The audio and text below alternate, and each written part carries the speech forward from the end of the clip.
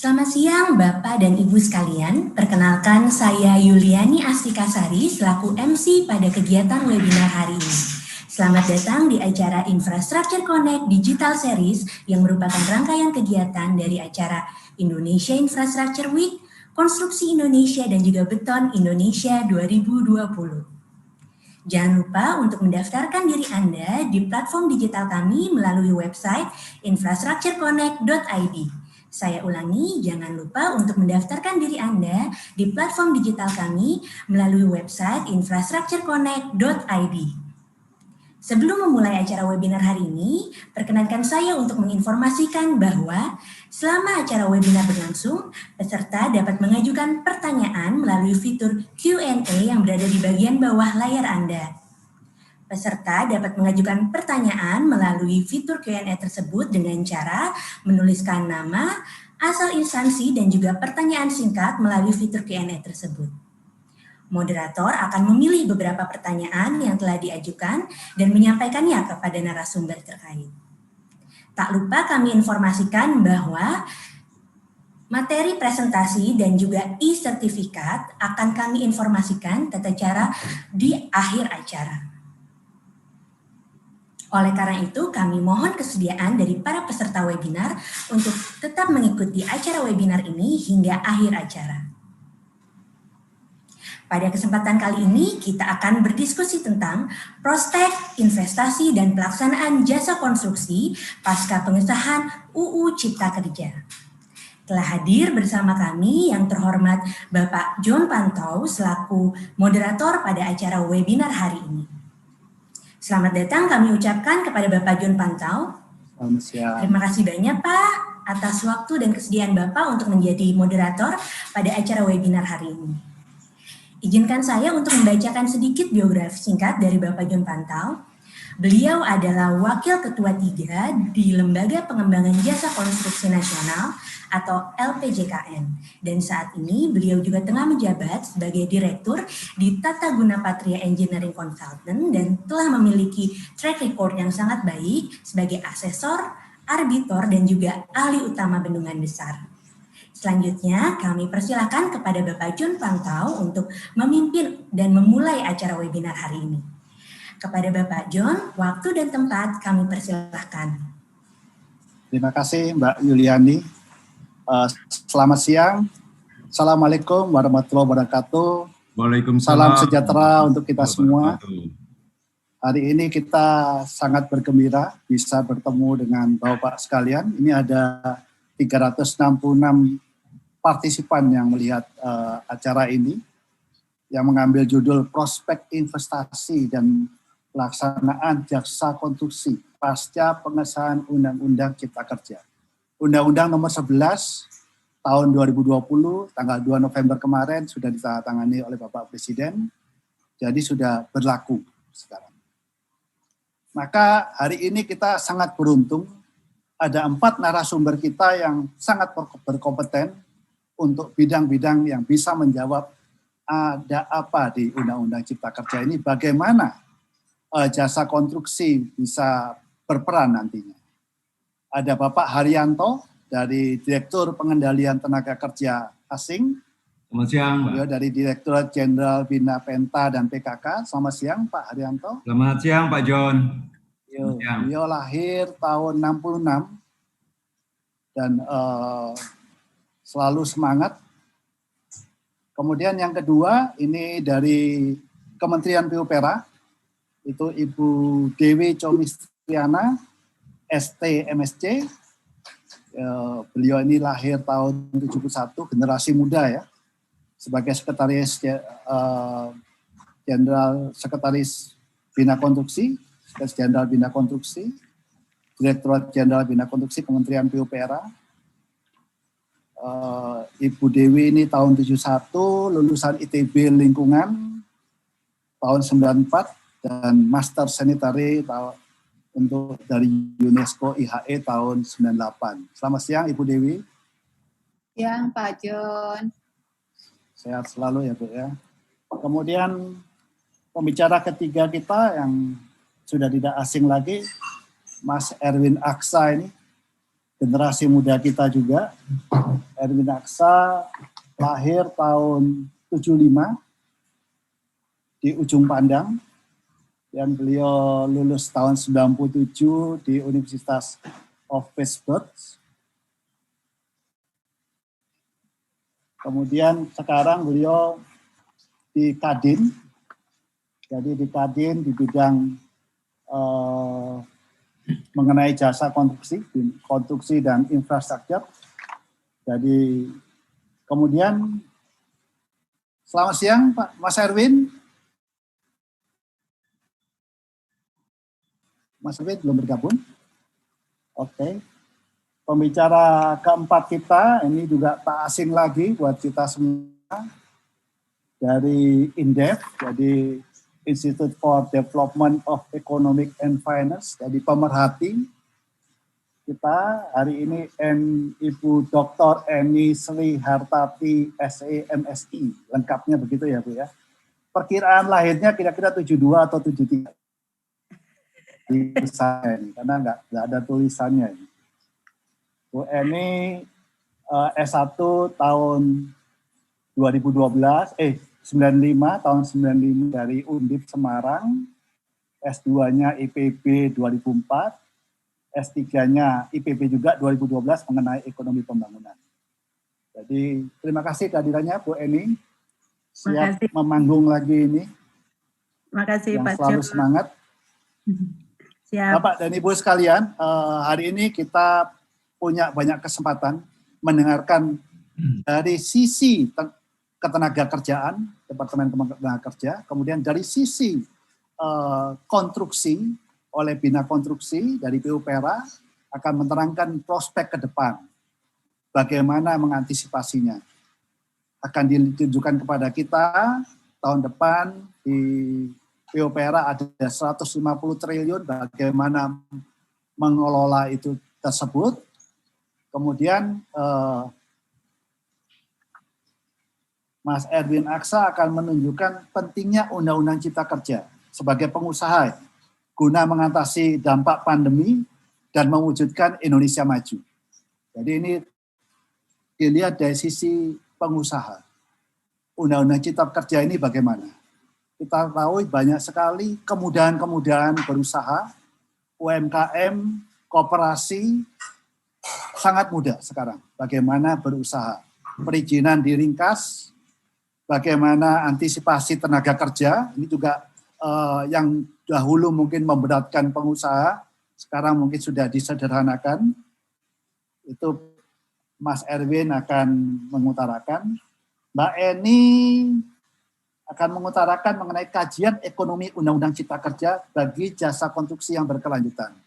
Ini pemerhati akan melihat apakah Undang-Undang Cipta Kerja ini berperan nanti mengenai bagaimana mengembangkan di industri jasa konstruksi.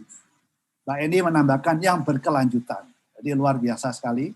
Kita dengarkan masing-masing akan kita berikan kesempatan 15 menit untuk mempresentasikan lebih cepat, lebih baik, supaya nanti waktu tanya jawab lebih panjang ya, sehingga terkupaslah apa yang ada di peserta udah 412 orang, apa yang ada di pikiran mereka, pikiran teman-teman pengusaha, pikiran profesional, pikiran pemilik uang, owner, dan sebagainya, supaya bisa lebih optimis setelah target kita setelah mendengarkan webinar ini, tentunya makin optimis bahwa Undang-Undang Cipta Kerja ini sangat membantu prospektif bagi sisi pemerintah, sisi pengusaha, juga pemerhati melihat peluang-peluang daripada masyarakat jasa konstruksi untuk mengambil peluang tersebut.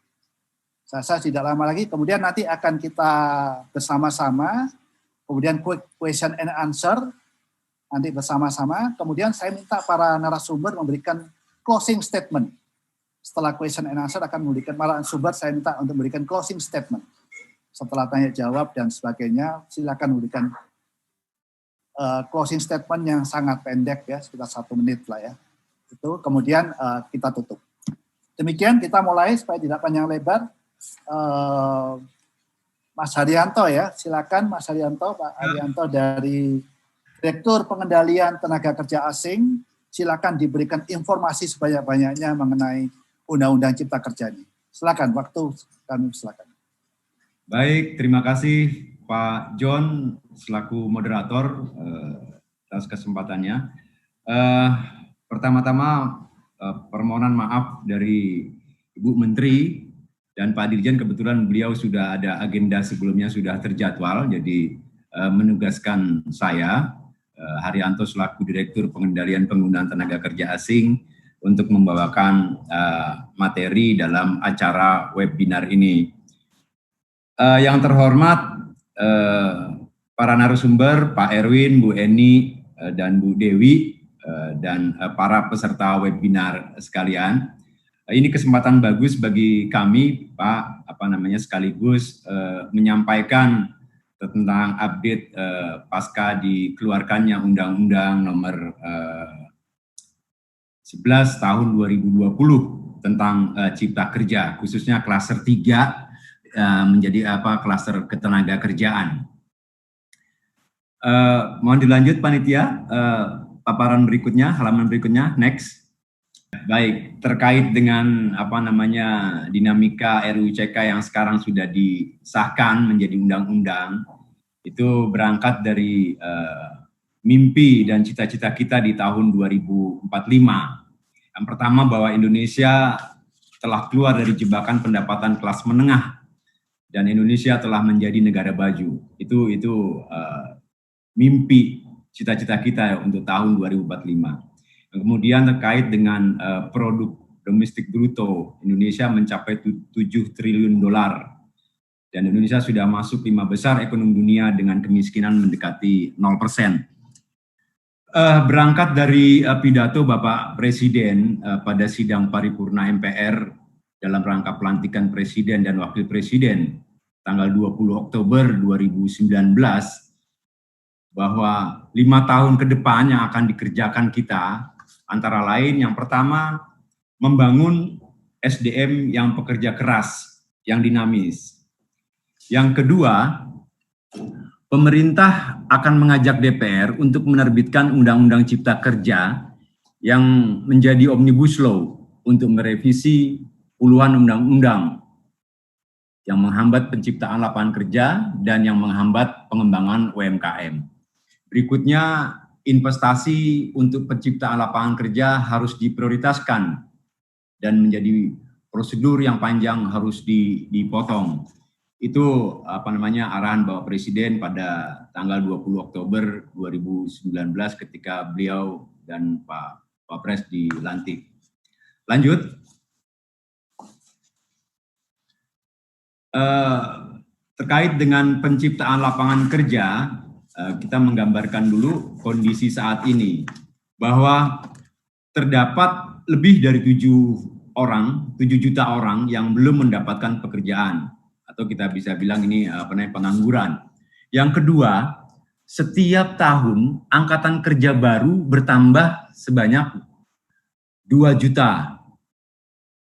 Terus setiap 1% pertumbuhan ekonomi akan menyerap 400.000 pekerja. Kemudian pertumbuhan ekonomi Indonesia rata-rata 5% dalam 5 tahun terakhir. Yang kelima, jumlah pekerja informal mendominasi, yaitu 74,1%, 74,1 juta pekerja atau 57,26% di tahun 2019. Pekerja formal 55,3 juta atau 42,74%. Dominasi pekerja informal disebabkan perkembangan ekonomi digital yang memacu wira swasta secara online dan mandiri, serta karakteristik kaum milenial yang cenderung memilih jam kerja yang fleksibel. Terkait dengan investasi untuk penciptaan lapangan kerja, pertama, pemerintah harus memacu pertumbuhan ekonomi 6% atau lebih per tahun. Itu untuk membuka lapangan kerja yang baru guna menampung 2 juta pekerja baru dan 7 juta pengangguran yang ada. Yang kedua, pertumbuhan ekonomi memerlukan investasi baru sebesar sekitar 4.800 triliun. Kemudian perluasan lapangan kerja dan perlindungan pekerja. Satu, pemerintah menjaga keseimbangan antara kebutuhan perluasan lapangan kerja. Yang kedua, untuk penciptaan lapangan kerja baru dan peningkatan perlindungan bagi pekerja, diperlukan reformasi regulasi secara menyeluruh termasuk sektor ketenaga kerjaan. Dilanjut.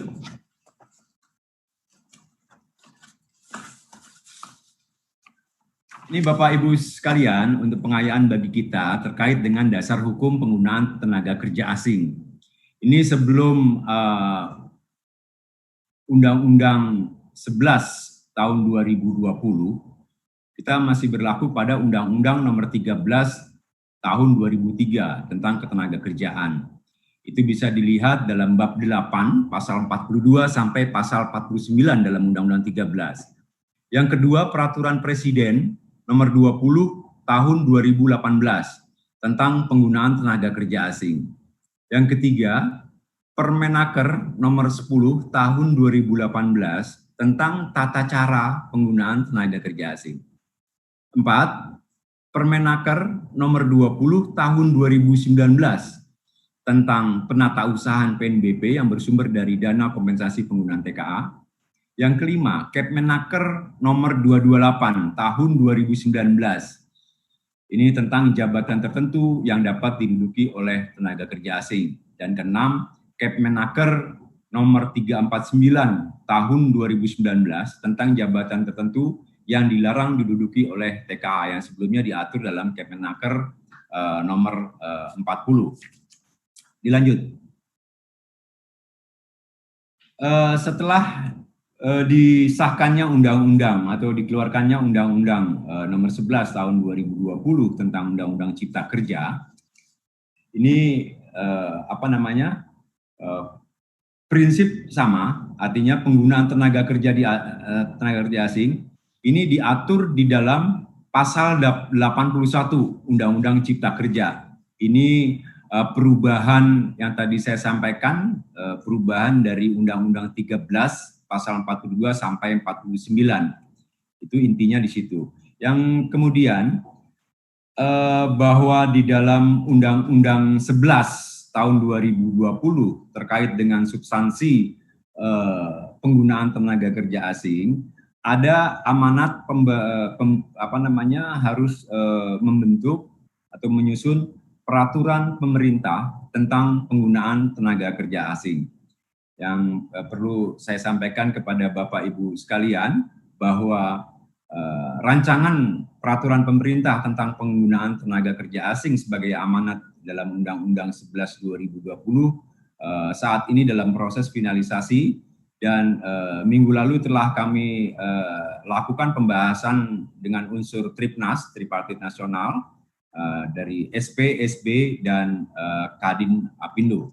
Dan segera melalui kantor Menko nanti akan kita serahkan ke sana untuk proses lebih lanjut. Dilanjut.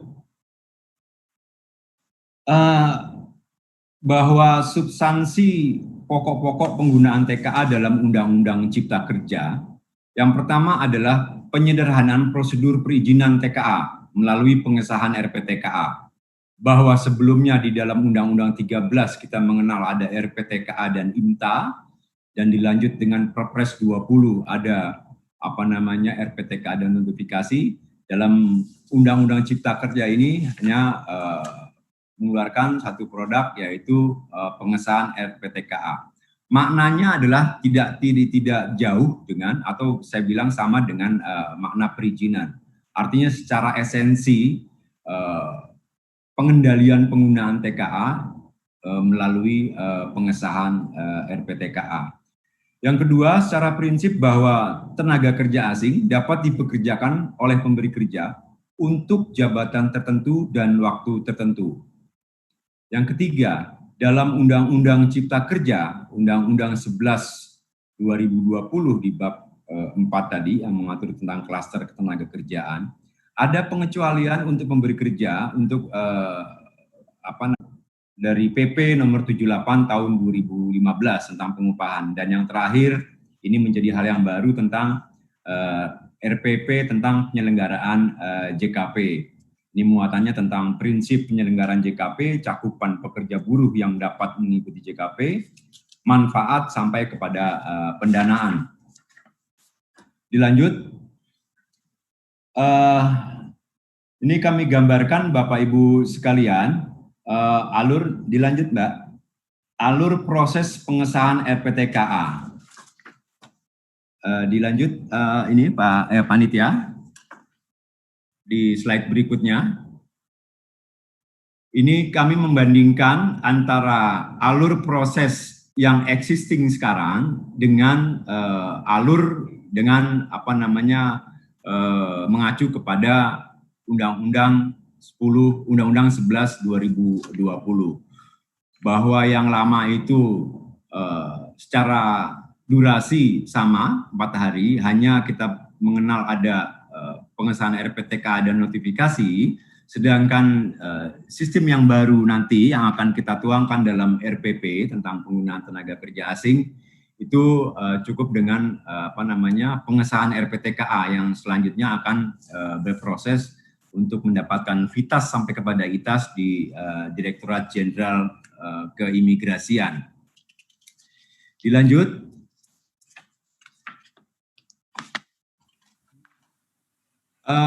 Lanjut, yang ini lanjut sudah lewat ya. Lanjut Bapak. Ini tentang konsepsi RPP penggunaan tenaga kerja asing. 1.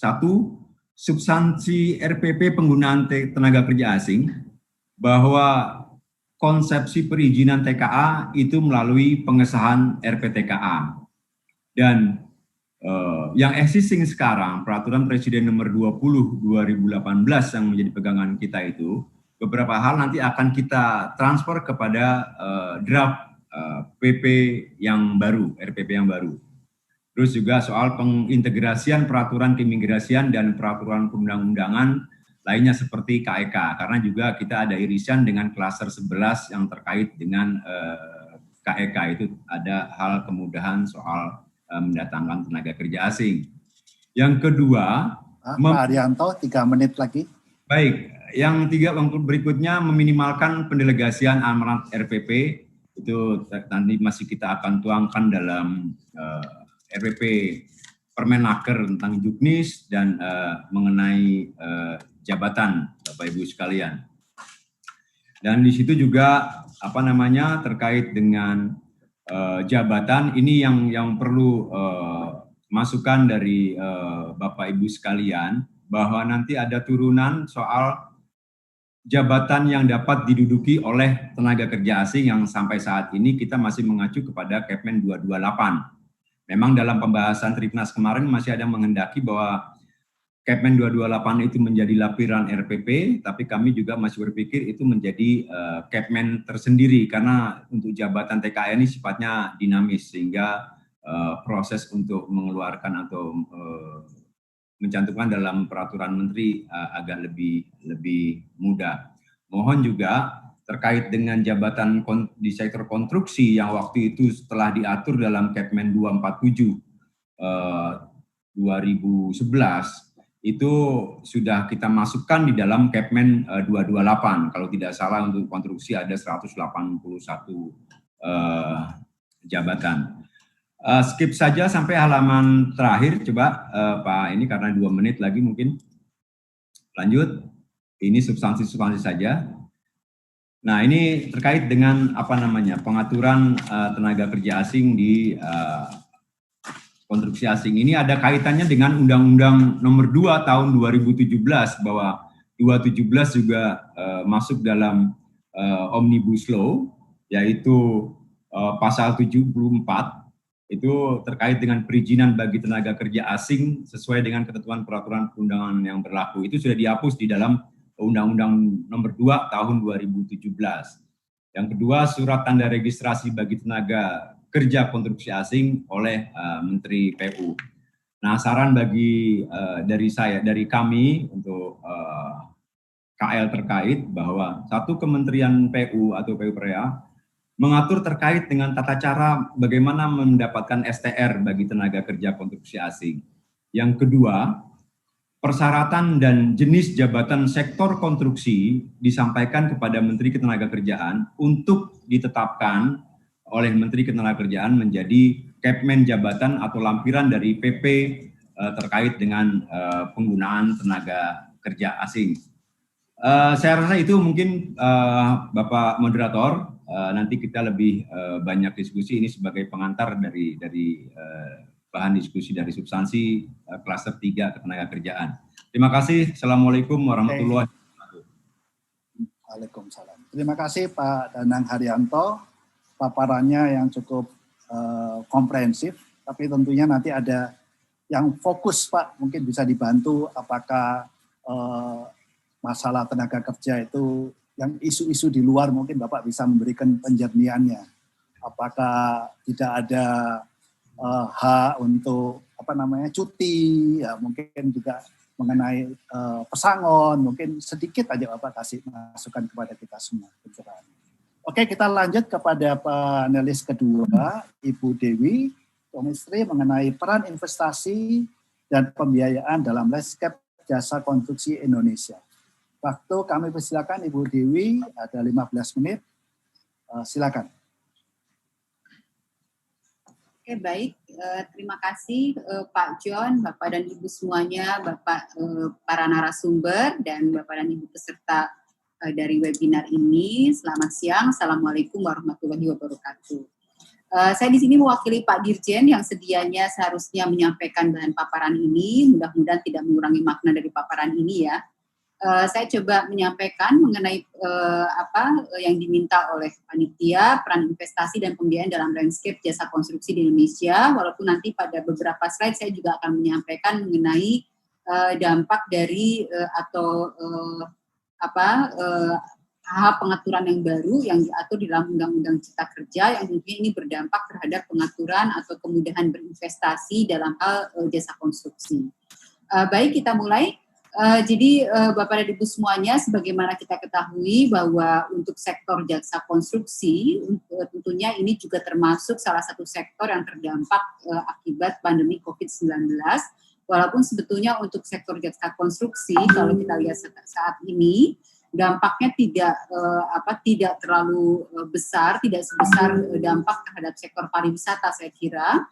Tetapi walaupun demikian tetap memberikan dampak yang mengakibatkan kita perlu segera melakukan atau merespon terhadap dampak pandemi ini dengan merubah beberapa pengaturan-pengaturan yang tentunya ini bertujuan untuk agar sektor jasa konstruksi ini tetap dapat berjalan dengan baik. Jadi Bapak dan Ibu semuanya tentunya dampak COVID-19 ini yang kemudian berdampak pada diberlakukannya beberapa kebijakan seperti kebijakan PSBB, kemudian anjuran physical distancing, dan pemotongan anggaran. Ini sangat berdampak sekali dan tentunya kami di sektor jasa konstruksi harus merespon. Beberapa hal yang kami respon ini terkait dengan 5 hal kami kelompokkan di sini. Pertama adalah perubahan perilaku di lingkungan kerja. Di sini untuk sektor jasa konstruksi termasuk salah satu sektor yang pada saat itu tidak diberhentikan secara keseluruhan, tetapi masih diperkenankan untuk tetap berjalan dan tentunya ini dengan catatan bahwa diperlukannya perubahan-perubahan perilaku di lingkungan kerja dengan mengaplikasikan protokol kesehatan. Kemudian di sektor jasa konstruksi juga kapasitas rantai pasok ini mengakibatkan suplai material terbatas ya akibat dampak COVID, kemudian mobilisasi tenaga kerja konstruksi dan peralatan juga terkendala sehingga kami juga harus merespon terkait dengan permasalahan ini. Kemudian di samping itu output dan produktivitas juga terdampak ya karena tenaga kerja konstruksi tentunya produktivitasnya menurun karena beradaptasi dengan perubahan kultur lingkungan kerja. Kemudian penjaminan mutu hasil pekerjaan terkendala juga karena pengawasan tidak dapat dilakukan sebagaimana biasanya. Kemudian dampak kebijakan COVID-19 ini juga mengakibatkan berbagai pekerjaan konstruksi mengalami keterlambatan atau waktu penyelesaian pekerjaan.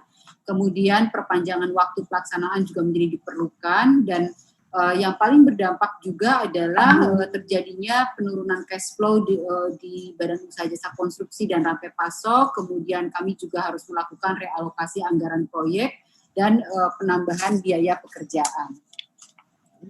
Namun demikian, Bapak dan Ibu semuanya, ini sebagai sebagaimana disampaikan oleh Bapak Presiden bahwa walaupun saat ini kita tengah menghadapi pandemi, tetapi agenda-agenda strategis yang sangat penting tentunya bagi bangsa dan negara ini tetap menjadi prioritas bagi kepentingan nasional, tidak boleh berhenti dan tetap harus kita lanjutkan.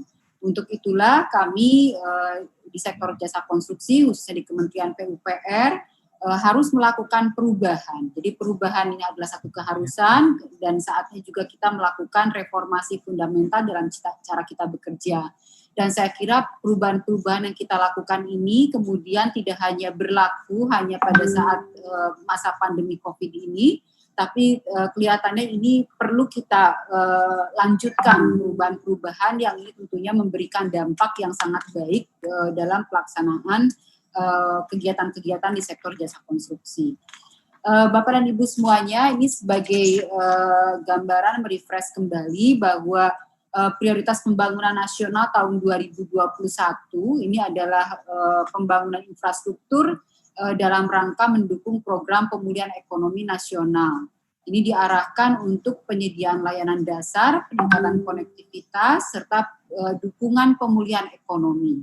Ini mencakup penguatan infrastruktur digital yang tadi saya sampaikan bahwa saya kira penguatan infrastruktur digital ini tidak hanya berlaku pada masa pandemi, tapi perlu kita teruskan karena memang ini sudah tidak bisa kita pungkiri bahwa era digitalisasi ini harus kita respon dengan cepat, kemudian mendorong efisiensi logistik dan konektivitas, infrastruktur padat karya yang mendukung kawasan industri dan pariwisata, kemudian pembangunan sarana kesehatan masyarakat, penyediaan kebutuhan dasar seperti air sanitasi, dan permukiman.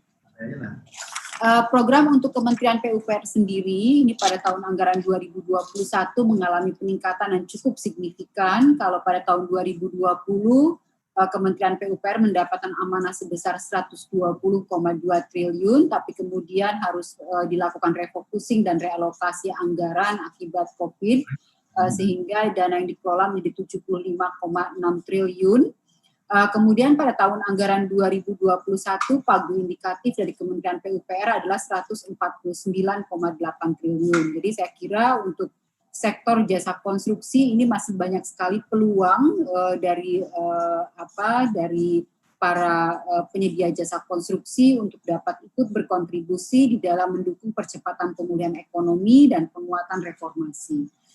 Di sini adalah ada kerangka program Kementerian PUPR tahun 2021, yaitu peningkatan ketahanan pangan. Ini diantaranya dilaksanakan dengan melalui pengembangan food estate, salah satu diantara di Kalimantan Tengah, kemudian pengembangan tambak. Kemudian program yang kedua adalah pengembangan konektivitas dengan pembangunan sistem jaringan jalan. Saya kira ini dilaksanakan di beberapa wilayah di tanah air. Kemudian peningkatan kesehatan lingkungan dan masyarakat ini dilaksanakan melalui pengembangan prasarana dan sarana dasar seperti air bersih, sanitasi, dan persampahan. Kemudian pengembangan perumahan khususnya bagi masyarakat berpenghasilan rendah termasuk skema pembiayaan FPP. Yang keempat, program keempat adalah peningkatan investasi melalui pengembangan kawasan industri dan pengembangan 5 KSPN super prioritas. Kemudian penguatan jaring pengaman nasional melalui program padat karya tunai atau PKT. Dan yang terakhir adalah program peningkatan ketahanan bencana dan perubahan iklim. Ini dilaksanakan melalui pembangunan prasarana dan sarana pengendali banjir, kemudian pengaman pantai dan kekeringan, kemudian pembangunan rumah tahan gempa melalui metode RISA. Jadi Bapak dan Ibu semuanya, kalau kita lihat rinciannya di tahun 2021 dari pagu sebesar 149,8 triliun, ini pendistribusiannya kurang lebih seperti ini.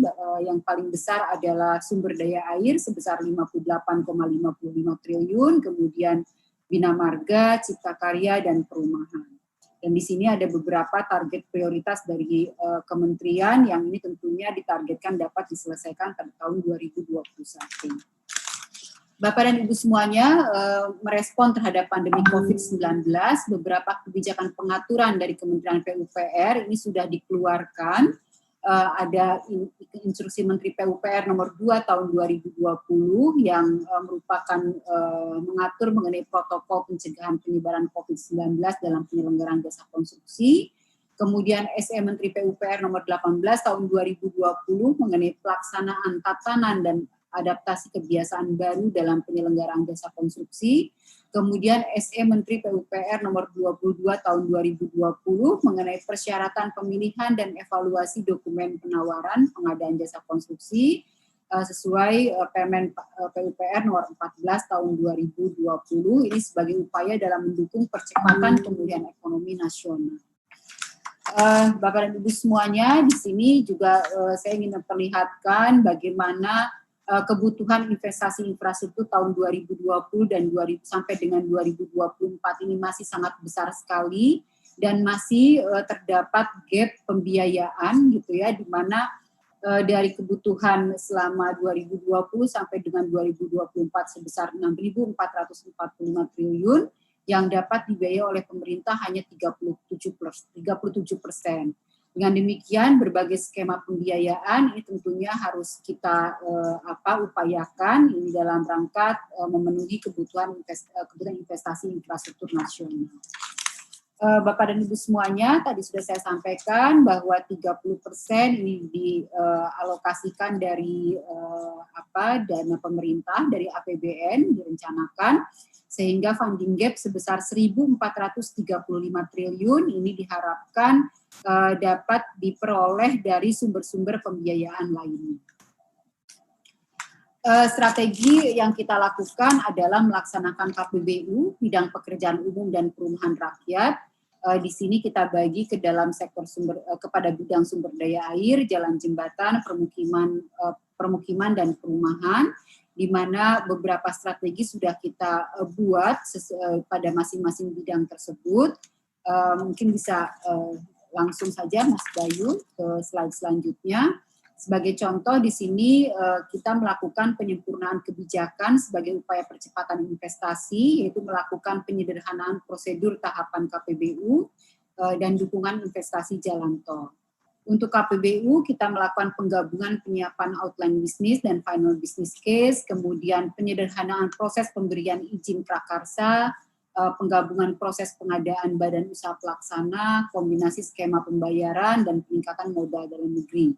Kemudian juga dukungan investasi jalan tol kita lakukan dengan beberapa kebijakan, seperti jaminan dan dukungan pemerintah, ini kita upayakan melalui jaminan shortfall berupa CDS dan jaminan pemerintah untuk demand risk, juga dukungan kelayakan investasi dan pendanaan pengadaan tanah. Ini adalah upaya percepatan investasi yang kita lakukan. Investasi di sektor perumahan, ini percepatan penyediaan perumahan bagi masyarakat berpenghasilan rendah, kemudian pembuatan kredit mikro, perumahan untuk memfasilitasi sektor informal, kemudian juga investasi di bidang sumber daya air kita lakukan dengan melakukan banding hulu dan hilir, kemudian melibatkan badan usaha melalui KPBU, penugasan BUMN, dan juga melakukan potensi revenue lain seperti pariwisata dan energi kita sinergikan dengan bidang sumber daya air. Kemudian investasi di sektor permukiman juga kita lakukan dengan melakukan bundling sisi hulu dan hilir untuk proyek SPAM Juanda sebagai contoh. Kemudian PDAM kita jadikan sebagai off-taker, kemudian penugasan PJT sesuai Undang-Undang 17/2019, serta melakukan simplifikasi atau standarisasi tarif menjadi single tarif porsi. Bapak dan Ibu semuanya, ini yang kemudian ini mungkin yang paling yang sekarang ini menjadi hot issue bagi kita semua adalah Undang-Undang Cipta Kerja. Jadi di sini saya ingin menyampaikan bahwa untuk sektor jasa konstruksi ini ada beberapa hal kemudahan layanan publik ya yang kemudian diatur di dalam Undang-Undang Cipta Kerja. Jadi ada beberapa pasal dari Undang-Undang Nomor 2 Tahun 2017 yang ini kemudian amanatnya dipindahkan kepada Undang-Undang Cipta Kerja, dan juga ada beberapa pasal yang juga dihapuskan, yang ini nantinya dalam waktu dekat juga akan dilengkapi dengan peraturan pemerintah sebagai turunan dari Undang-Undang Cipta Kerja ini. dan beberapa kemudahan layanan publik yang dimuat di dalam Undang-Undang Cipta Kerja untuk sektor jasa konstruksi.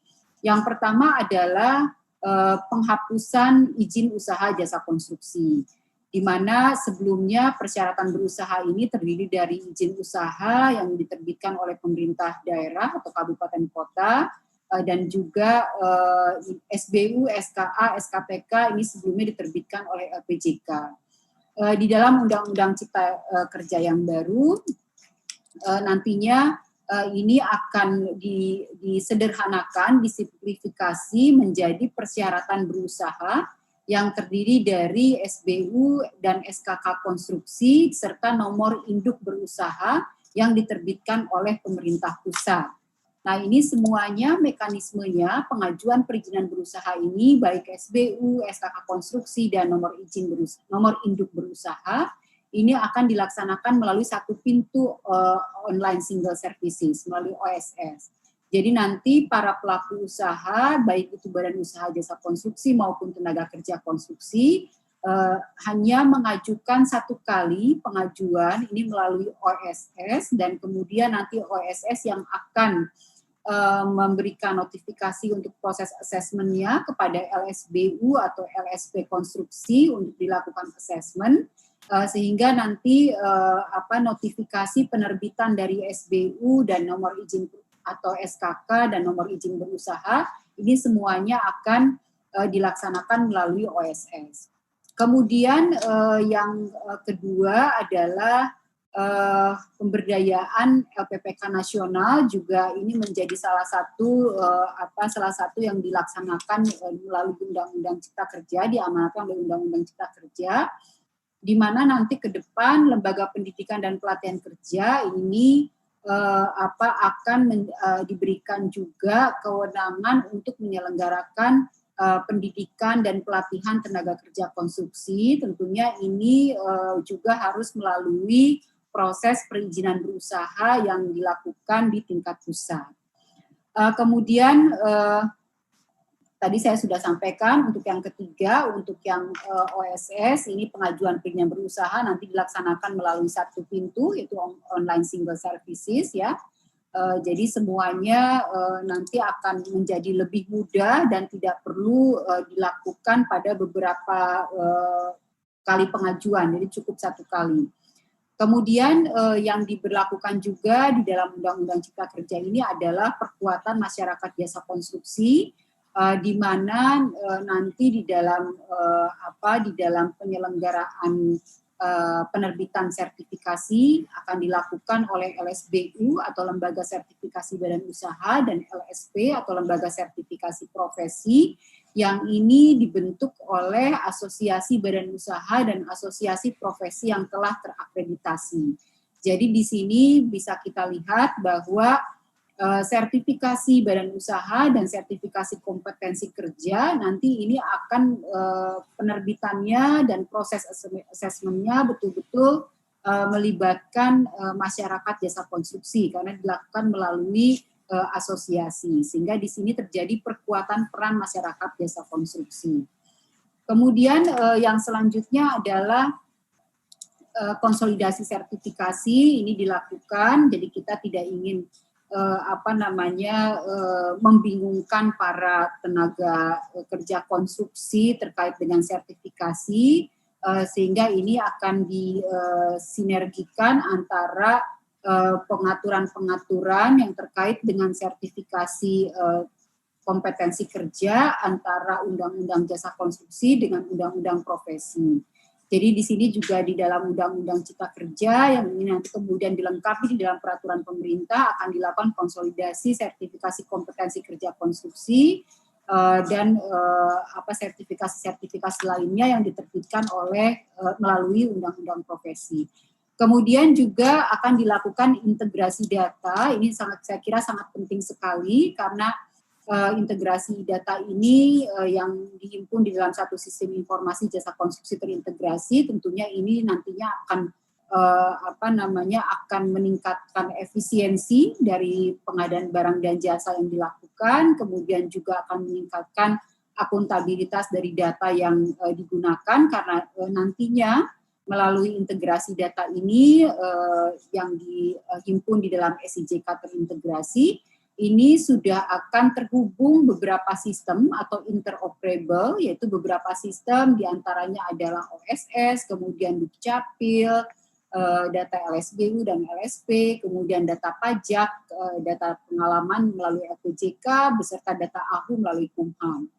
Jadi kita akan lakukan integrasi data dan ini sudah diamanatkan di dalam Undang-Undang Cipta Kerja. Mungkin demikian Bapak dan Ibu yang bisa saya sampaikan, bahwa sekali lagi yang ingin saya sampaikan bahwa target kita bukan hanya lepas dari pandemi, tapi kita harus serempak melakukan lompatan besar untuk kemajuan yang signifikan. Saya kira kebijakan-kebijakan yang kemudian dipaksa untuk dipercepat gitu kita laksanakan. Ini saya kira beberapa tidak hanya untuk kepentingan lepas dari pandemi, tapi memang merupakan tuntutan dari kondisi yang ada saat ini. Seperti contohnya adalah era digitalisasi yang tidak bisa kita hindarkan, yang ini sangat berdampak terhadap pengaturan-pengaturan atau kebijakan-kebijakan yang kita ambil. Mungkin demikian Bapak dan Ibu semuanya yang bisa saya sampaikan. Terima kasih, selamat sore, Assalamualaikum warahmatullahi wabarakatuh. Kami kembalikan kepada moderator. Pak John. Terima kasih Ibu Dewi. Waktunya emang saya tambah karena ternyata Mas Erwin agak beralangan dahulu. Jadi waktunya tadi saya bilang 20 menit oke lah. Sekarang kita dengar tadi Bu Dewi sudah mengatakan kita harus jumping. Ya. Jadi kita harus jumping, tidak bisa normal-normal saja karena sudah tertinggal. Kita tahu nanti Bu Eni akan terangkan kita kuartal kedua kita sudah minus 5%, kuartal ketiga minus 3%, mungkin kuartal keempat kita sudah mulai agak lompat sedikit. Kuartal pertama Bapak Presiden mengatakan jumping. Sekarang dari PUPera sudah mengatakan jumping. Tadi dari tenaga kerja mengatakan jumping. Nah, sekarang bagaimana tanggapan seorang pemerhati Ibu Eni Sehartati? Kami silakan Bu Eni, 20 menit. 25 juga saya kasih Bu Eni. Silakan. Bonus berarti Pak John. Ya, Bu Eni. Pak John, terima kasih sekali Pak Danang Haryanto, Bu Dewi, dan juga Bapak Ibu semua peserta webinar siang hari ini. Assalamualaikum warahmatullahi wabarakatuh. Terima kasih kesempatannya. Jadi saya mestinya setelah Pak Erwin, dan saya sebenarnya sudah menyiapkan beberapa slide yang untuk mendukung Kadin gitu, malah yang didukung malah nggak hadir gitu. Ya, mohon izin slide-nya sudah bisa dilihat untuk ditayangkan. Saya sudah coba screen share. Halo? Oke, sudah Bu. Sudah, baik. Jadi saya diberikan amanah oleh panitia khususnya untuk memberikan persepsi terkait bagaimana Undang-Undang Cipta Kerja ini menjadi akselerator atau pendorong, atau kalau kalimat terakhir yang disampaikan oleh Bu Dewi maupun Pak Haryanto dan Pak John tadi jumping gitu kan. Kira-kira apakah mampu? Nah, mestinya ya harapannya mampu gitu. Tapi yang lebih spesifik lagi karena tema kita jasa konstruksi, saya hanya akan fokus ke jasa konstruksi. Jadi tema yang diminta kemarin ada dua saja sebenarnya. Jadi bagaimana pengaruhnya pada perekonomian Indonesia dengan adanya Omnibus Law Ciptaker ini, dan bagaimana dampak dari Ciptaker ini terhadap jasa konstruksi, kira-kira begitu. Nah, saya akan memulai ini perjalanan Omnibus Ciptaker kita. Tadinya setiap polemik itu selalu ini berdasarkan naskah yang mana gitu. Nah, 2 November kemarin sudah fix yang sudah diundang-undangkan menjadi Undang-Undang Nomor 11. Jadi nanti semua mengacu kepada yang final di Undang-Undang Nomor 11. Tetapi yang final pun ternyata kemarin banyak masih kita jumpai ya, belepotan juga gitu. Jadi ini hanya sekilas untuk menggambarkan betapa luar biasanya Omnibus Law ini. Satu sisi sangat diharapkan terutama oleh pelaku usaha karena janjinya adalah untuk menyederhanakan dan menyelesaikan berbagai macam kendala gitu. Tetapi karena ini undang-undang yang sangat-sangat radikal dan sangat-sangat multidimensional, bahkan kalau kita lihat terakhir pun ini ada sekitar 1187 halaman. Saya nggak tahu Pak John apakah sudah membaca dari halaman 1 sampai halaman terakhir. Saya terus terang belum gitu. Dan 2 hari ini saya hanya membaca yang terkait dengan jasa konstruksi ini. Nah, jadi pertama saya akan mengawali bahwa tujuan utama dari Undang-Undang Omnibus Law Ciptaker ini adalah untuk menyederhanakan regulasi. Ya, yang mana regulasi, yang mana yang disederhanakan, tentu tidak semua regulasi, tapi regulasi yang menghambat. Tujuannya untuk agar terjadi kemudahan berusaha. Caranya bagaimana? Memangkas semua peraturan-peraturan yang dianggap menghambat kemudahan berusaha. Jadi kata kuncinya sebenarnya itu. Jadi misalnya ada yang menghambat mengenai rantai perizinan yang tumpang tindih dan aturan-aturan tumpang tindih terutama di banyak daerah, itulah yang coba yang dijanjikan untuk disederhanakan melalui Undang-Undang Omnibus Law. Nah, jadi ini kata kuncinya. Nah, kata kunci itu sebenarnya yang kita ingin uji. Jadi kalau pertanyaannya langsung di hasil akhir, outcome-nya apakah nanti dengan Omnibus Law itu bisa menjadi lompatan, jumping perekonomian kita gitu kan, atau mampu benar-benar menjadi daya tarik investasi, bahkan beberapa kalangan kemarin ya terutama DPR ingin bahwa ini curi start. Jadi orang-orang masih pada ribut ngurusin pandemi, kita sudah curi start untuk membuat instrumen-instrumen daya tarik investasi yang berbeda gitu kan, kira-kira dengan negara lain gitu. Nah, pasti sebelum outcome ini kan kita uji dulu apakah instrumen ini pakem enggak gitu, apakah instrumen ini benar-benar mampu enggak menjawab bahwa Omnibus Law ini benar-benar akan menyederhanakan berbagai macam regulasi yang bisa memberikan kemudahan. Nah, tentu ya secara teoritis, secara akademis, agar mampu tadi mengintegrasikan, mengkoordinasikan yang berbagai hal yang tumpang tindih, dan tumpang tindihnya ini enggak cuma 1-2 sektor, banyak sektor, tentu teorinya mesti harus ada grand design dulu. Harus ada satu grand design mengenai tidak hanya konsepsi, tapi juga metodologi ya, tetapi juga asas-asas ya. Nah, ini yang diperlukan agar apa? Agar konsepsi tujuan yang ingin dicapai oleh penyederhanaan tadi tanpa menghilangkan esensi pengaturannya sendiri, karena pengaturan itu pasti ada tujuannya gitu. Kenapa harus ada aturan? Seperti halnya kita di lampu merah itu kan suka sebel tuh kalau pas merah gitu kan. Tapi kalau lampu merah, hijau dan kuning itu tidak berfungsi, maka akan terjadi tabrakan yang luar biasa gitu kan, keruwetan yang luar biasa. Nah, itulah sebenarnya esensi dari regulasi. Artinya bukan regulasinya yang harus dihapus, dihilangkan, tetapi bagaimana mengkoordinasikan regulasi itu benar-benar yang tepat. Nah, oleh karenanya ini dari tumpang tindih tadi harus dikomprehensifkan dan diintegrasikan agar terjadi harmoni. Kira-kira begitu. Itu esensi dari Omnibus Law. Nah, sekarang bagaimana konsep Omnibus Law itu dipraktekkan di dalam Undang-Undang Nomor 11 di Undang-Undang Cipta Kerja ini. Jadi sebelum bagaimana dipraktekkan, kita lihat berapa sih sebenarnya yang tumpang tindih, berapa sih sebenarnya yang ruwet itu.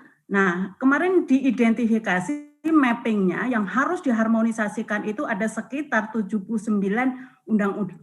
di mana ada sekitar 1.244 pasal. Nah, itu yang hari ini di dalam Undang-Undang Nomor 11 itu dirampingkan menjadi 15 bab, terdiri dari 186 pasal dan 11 klaster, di mana terdiri dari 1.187 halaman. Nah, kalau kita hanya melihat ada 15 bab dan 186 pasal, tentu ini seolah-olah sederhana. Karena awalnya kan berasal dari 1.244 pasal. Nah, ternyata dari 186 pasal itu ternyata masih punya anak cicit gitu kan, anak cucu, dan bahkan ada beberapa cicit karena ada ayat-ayat lagi di dalam cucunya gitu kan. Nah, sehingga ya sebenarnya dari sisi konseptual saja bagaimana penyusunan atau konsepsi dari Omnibus Law ini sebenarnya ya secara hakiki ini juga belum tentu. Saya tidak berkata tidak ya, belum tentu ini akan membuat penyederhanaan. Karena apa? Karena dari berbagai undang-undang tadi hanya di cut and paste mana yang dikira masih penting diambil, mana yang selama ini menjadi komplain, kira-kira gitu, sebagian besar dikomplain oleh pelaku usaha dan dianggap mengganggu, itu yang dihapus, dibuang. Nah, pertanyaannya, kalau ini dibagi dalam 11 klaster dan masing-masing klaster, saya lihat kemarin pembahasannya di DPR juga kompartemennya berbeda-beda tergantung sektoralnya. Lalu pertanyaannya, di mana, bagaimana kita akan bisa memastikan bahwa antar klaster ataupun di dalam klaster itu sendiri itu terjadi harmonisasi, terjadi integrasi, terjadi satu konsepsi yang komprehensif. Itu pertanyaan mendasar. Nah, nanti kita cek untuk kasus yang di jasa konstruksi ini. Karena apa? Karena kalau kita lihat jasa konstruksi ini kan sebenarnya awalnya tinggal kalau orang mau berusaha di jasa konstruksi ya tinggal lihat 2 undang-undang gitu kan. Nanti kita cek. Nah, artinya pertanyaan yang paling esensi setelah undang-undang ini disahkan itu adalah benar nggak ini akan menjadi suatu pengaturan yang jauh lebih sederhana dari sebelumnya. Nah, saya skip dulu di situ dan kita lihat praktek di lapangan sebenarnya hari ini. Jadi beberapa daerah, kebetulan saya minggu ini dan dari minggu yang lalu itu menjadi juri award untuk menilai beberapa kepala daerah gitu kan yang membuat inovasi dan terobosan, dan beberapa kali juga sudah menerima berbagai macam award gitu, dan diantaranya misalnya kita lihat bagaimana mereka melakukan terobosan atau inovasi untuk melakukan penyederhanaan dari prosedur perizinan. Salah satunya, ini hanya salah satu saja, saya meng-quote ini karena banyak sekali kemarin ditampilkan mendapatkan award di bidang ini gitu. Kalau ternyata awardnya salah ya nanti bisa di-refer ke panitianya gitu. Tapi minimal dari komitmen dan instrumen inovasi yang dilakukan, misalnya seperti Mojokerto itu ada Gayatri. Jadi Gayatri ini ya pelayanan terpadu, gerbang layanan terpadu dan terintegrasi. Nah, secara online memang ininya menggunakan teknologi dan mencoba menerapkan smart city gitu. Jadi berbagai macam proses perizinan ini sudah dilakukan tidak hanya dalam bentuk mall pelayanan terpadu, tetapi sudah melalui online dan juga cashless gitu kan. Dan ada satu sisi lagi ya, supaya ketika orang menghadapi online ini kan menghadapi komputerisasi, menghadapi mesin gitu kan, supaya nanti nggak mentok karena mesin nggak bisa diajak ngomong, maka dibukalah satu pintu lagi yang namanya curhat neng ita. Nah, ini karena kepala daerahnya perempuan, jadi simbol-simbol feminismenya di setiap kebijakannya agak nampak gitu. Dan tapi intinya adalah bahwa ini untuk membuka di mana ketika masyarakat menghadapi kendala. Nah, Sidoarjo juga demikian. Jambi khususnya ya untuk apa namanya yang terkait dengan jasa konstruksi ini mempunyai program yang namanya land banking gitu. Setiap pengembang dan sebagainya harus 30% menyerahkan kepada pemerintah daerah, dan pemerintah daerah nanti yang mengoptimalkan untuk Fatsum, Fatsus, dan juga memberikan hak-hak untuk masyarakat MBR, kira-kira begitu. Dan ini juga diimbangi dengan SIKESAL, Sistem Informasi Keluhan Masyarakat Online. Nah, dari beberapa terobosan tadi, sebenarnya kalau kita lihat outcome-nya, ini sudah mampu menjadi tools untuk apa? Untuk penyederhanaan, untuk memangkas berbagai macam regulasi yang membuat keruwetan. Artinya apa? Sebenarnya di level implementasi yang dibutuhkan itu adalah transparansi dan prosedur yang standar dan baku. Nah, nanti kita uji apakah regulasi dengan penyederhanaan regulasi itu akan mampu membuat prosedur itu menjadi baku, gitu kan? Nah, kita lihat sekarang, kita bandingkan dengan konsepsi yang ada di Undang-Undang Ciptaker ini.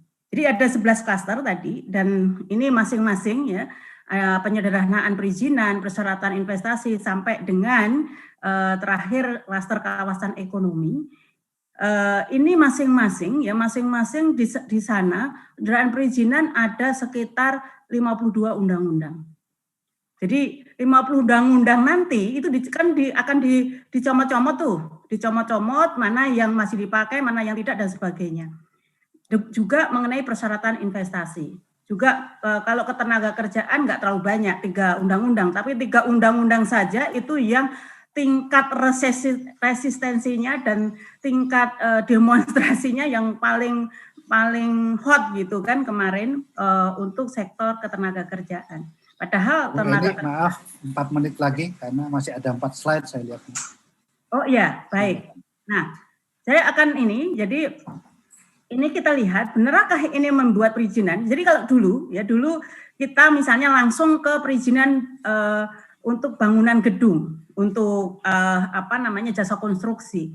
Jadi sekarang kalau ini karena ini sudah menjadi satu kesatuan undang-undang, maka ketika akan melakukan perizinan di jasa konstruksi itu harus lihat juga bagaimana yang diatur di perizinan lingkungan dan sebagainya, yang itu menjadi satu kesatuan sekarang di dalam undang-undang ini. Nah, bayangkan saya saja membaca satu undang-undang saja, apalagi pelaku usaha belum tentu paham gitu, apalagi dengan harus membaca semua undang-undang yang terkait, di mana yang terkait juga dengan usahanya. Nah, jadi ini nanti bisa menjadi salah satu pertanyaan, dan mungkin nanti dari PUPR pemerintah yang mewakili bisa menjelaskan ini kira-kira apakah penyederhanaan yang semuanya tadi disampaikan itu benar-benar akan dirasakan oleh pelaku usaha tidak. Nah, sementara sebenarnya Omnibus Law ini tadi kan ingin menarik investasi. Apakah investasi selama ini bermasalah di Indonesia? Tidak, investasi di Indonesia itu termasuk yang masih tertinggi di ASEAN. Dan Indonesia masih mendapatkan julukan layak investment. Persoalannya adalah kualitas investasi yang rendah. Di mana terakhir ini data-datanya, ini data saya cropping langsung dari BKPM, bahwa investasi yang masuk, mostly sekarang semuanya adalah ke jasa. Dari tersier itu sekarang porsinya PMDN, jadi tidak hanya PMA masih mending, masih 43% yang di tersier, di jasa. Dan PMDN pun juga 65,3%. Nah, padahal yang mempunyai dampak penyerapan tenaga kerja terbesar itu adalah sektor-sektor manufacturing atau sektor-sektor sekunder. Nah, kalau kita lihat lebih detail lagi, sektor jasa apa yang paling diminati? Logistik. Ya, jadi konstruksi itu sekarang tinggal 8,4% atau sekitar 51 triliun. Ini data Januari sampai dengan September. Makanya karena ini relatif padat modal, karena sektor-sektor jasa ini padat modal, maka penyerapan tenaga kerjanya malah cenderung terjadi penurunan. Oke, karena cuma 4 menit. Nah, Di sisi lain, mengapa mereka tidak tertarik investasi di sektor-sektor yang menciptakan lapangan kerja tinggi? Coba kita lihat apa persoalannya. Ya, persoalannya memang persoalan birokrasi, inefisiensi birokrasi menjadi nomor 2. Tapi inefisiensi birokrasi itu tidak sepenuhnya disebabkan oleh regulasi. Jadi bagaimana kerja-kerja birokrasi ini yang sebenarnya yang relatif tidak efisien itu artinya apa? Implementasi atau dalam hal penerapan di lapangannya, aturannya mungkin sudah relatif tidak terlalu bermasalah, tapi karena implementasinya ini ya jadi banyak menimbulkan tadi keruwetan dan sebagainya. Tapi yang pasti sebenarnya kalau kita lihat kasus-kasus terutama di jasa konstruksi, mengapa mengurus misalnya perizinan di 2 kabupaten yang berbeda itu sama seperti mengurus investasi di 2 negara. Nah, memang ada perda-perda yang berbeda, iya. Tetapi kalau ini bisa dibakukan dengan prosedur yang jelas, transparansi dan sebagainya, dengan terobosan PTSP, OSS dan sebagainya, sebenarnya mestinya bisa diselesaikan. Dan yang paling ini lagi adalah persoalan kemahalan kita. Jadi ICOR kita paling tinggi se-ASEAN. Kita sudah sekarang berada di 6,5. Kita bandingkan misalnya di negara-negara lain, Vietnam saja sudah 5,2 gitu kan, Filipina aja 3,7 dan sebagainya. Nah, artinya apa? Jangan sampai jaka sembung. Jadi apa titik persoalannya dan apa yang diselesaikan. Dan untuk jasa konstruksi sebenarnya tadi banyak harusnya misalnya Kadin Adam mestinya diangkat.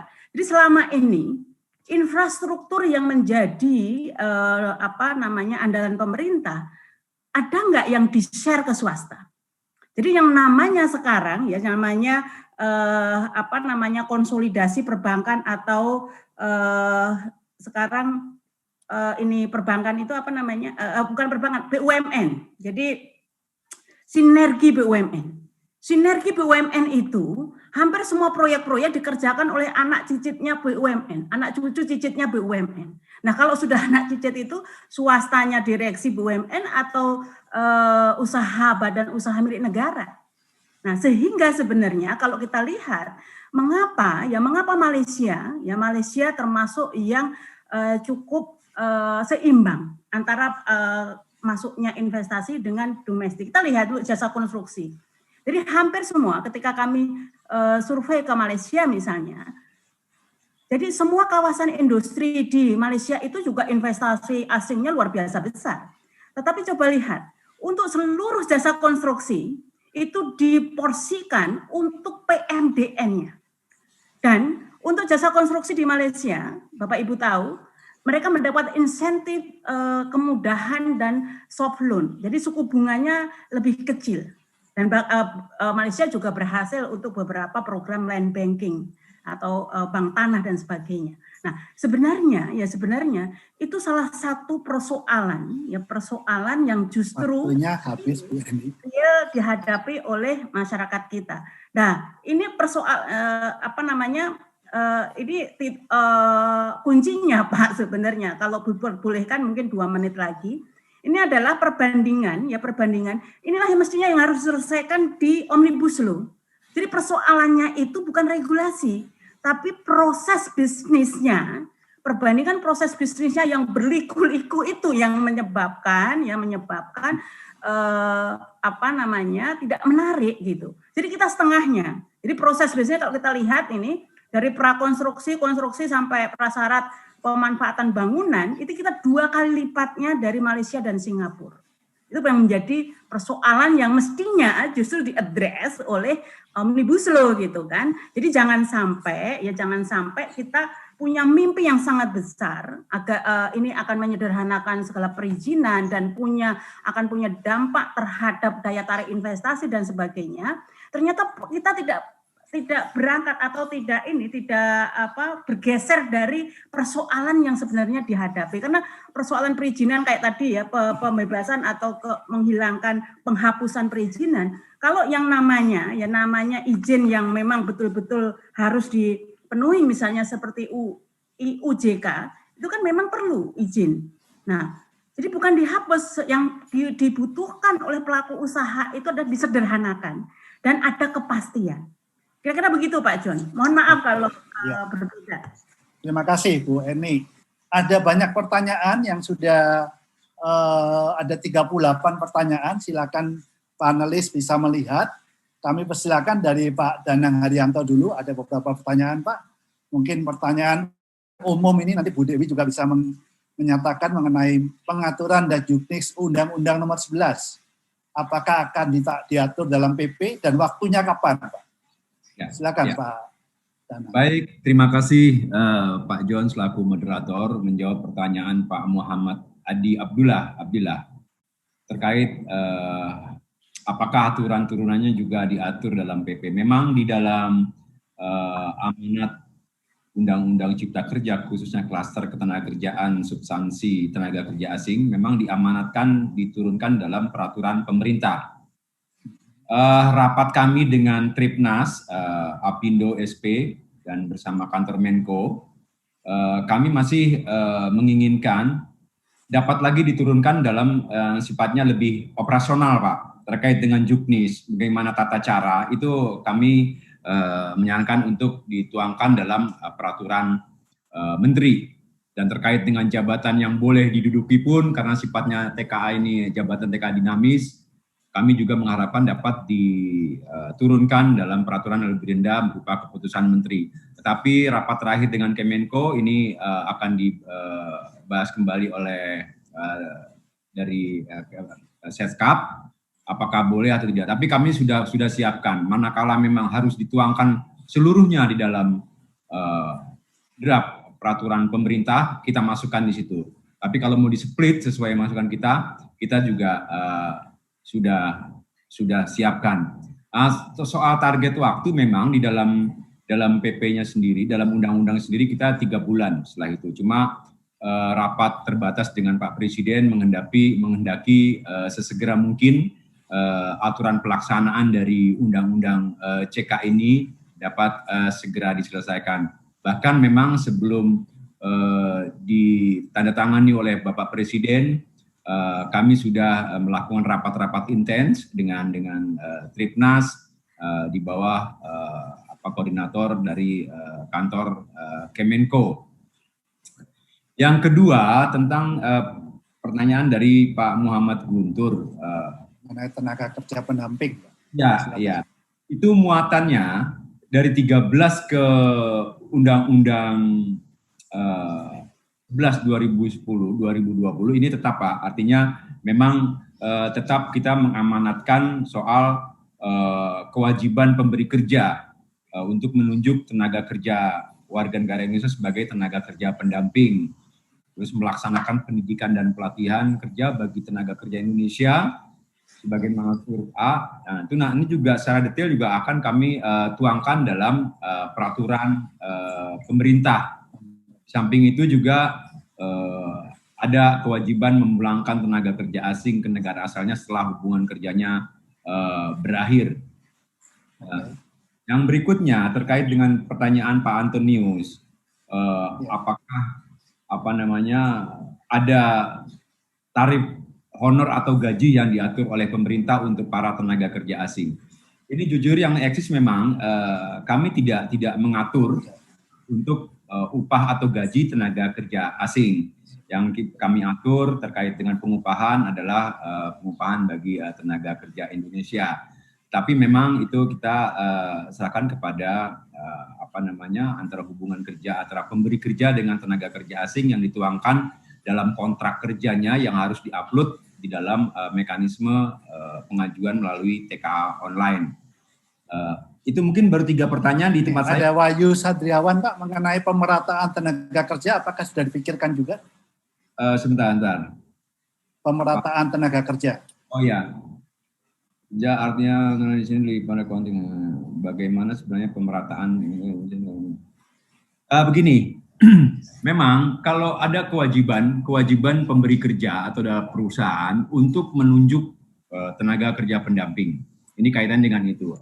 Nah, memang di peraturan sebelumnya, sebelum lahirnya Perpres 20, sebelum lahirnya Permenaker 10 itu ada Permen 16. Itu kita ada rasio 1:10. Tapi walaupun ketentuan itu sudah dihapus, tapi sebagai pengendalian dari pemerintah terhadap penyerapan tenaga kerja Indonesia atau tenaga kerja lokal, ketika perusahaan mengajukan permohonan, itu menjadi guidance bagi kita, Pak. Artinya yang kita pertanyakan, berapa jumlah tenaga kerja yang ada? Jangan sampai jumlah tenaga kerja asing lebih tinggi daripada jumlah tenaga kerja Indonesianya di dalam satu perusahaan. Itu menjadi pertimbangan kita untuk memberikan pengesahan terhadap RPTKA. Terus dari Fujin Oe, Pak, mungkin itu oke. Dari Fujin Oe mengatakan apakah ada daftar TKA secara berkala. Kemudian yang penting lagi, Pak, apakah standar mengatakan dia berhasil ahli teknologi itu ada tidak standarnya? Karena ahli teknologi ini suka diambil peluang pengusaha asing untuk mendapatkan subsidi, Pak. Isunya begitu, isunya. Silakan, Pak. Ya.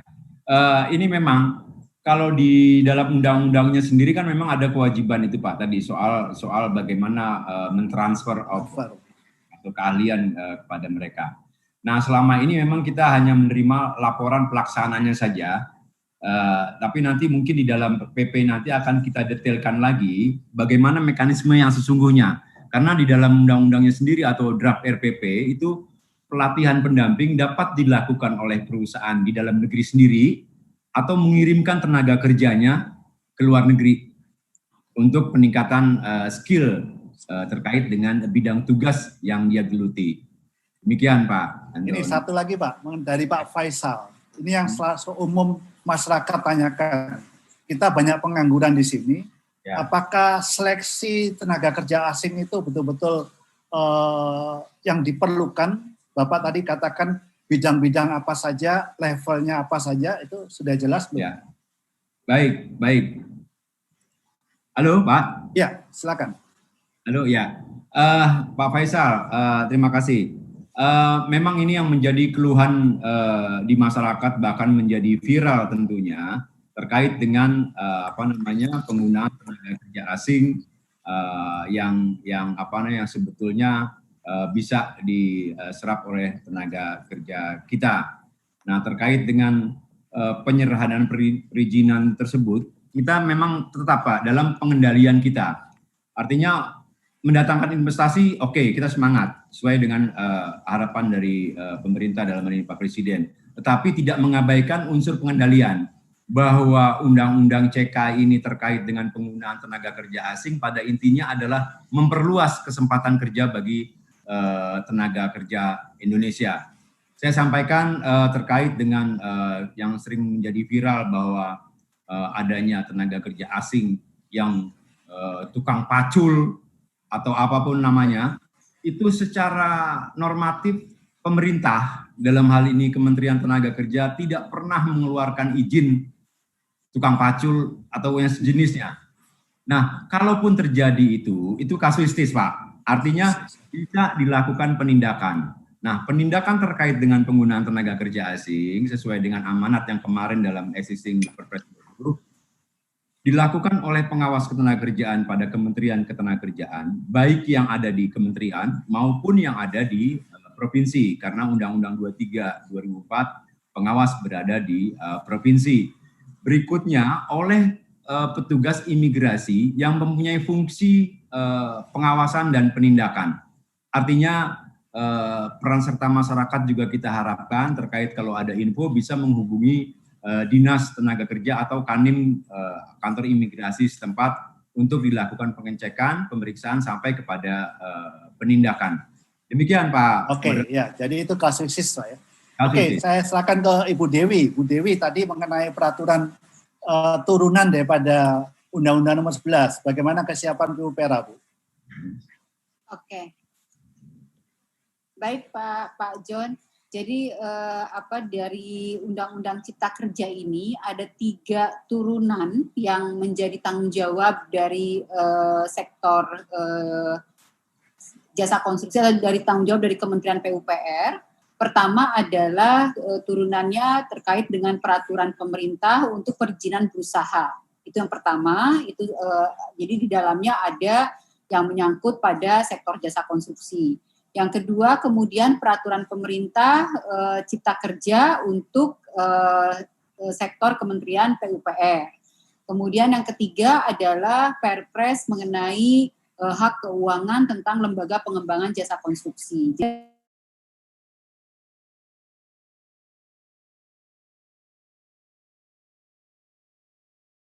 Untuk yang terkait dengan tadi perizinan berusaha, NIB, SKK, itu masuknya ke dalam peraturan pemerintah untuk perizinan berusaha.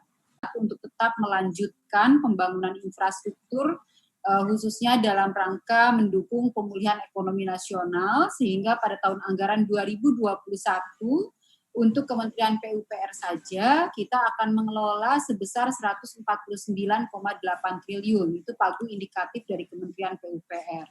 Jadi saya kira untuk peluang kontribusi atau peluang keterlibatan badan usaha di dalam pelaksanaan pekerjaan infrastruktur ini masih sangat besar sekali ke depan.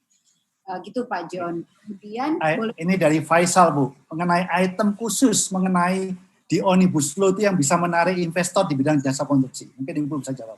Oke, dari Pak Faisal Ahmad Siddiq ya. Yeah. Jadi saya tadi sudah saya sampaikan, ini termasuk di dalam pengaturan dalam PP perizinan berusaha untuk menarik investasi. Jadi banyak kemudahan-kemudahan yang kita berikan, di antaranya ya tadi Pak John, bahwa kita sekarang sudah menggunakan satu pintu untuk seluruh perizinan berusaha, sudah mulai online single services gitu ya, di mana izin usaha jasa konstruksi juga sudah tidak diperlukan, tapi kita hanya cukup mendapatkan registrasi, nomor registrasi yang disebut sebagai nomor induk berusaha, itu sudah dimudahkan.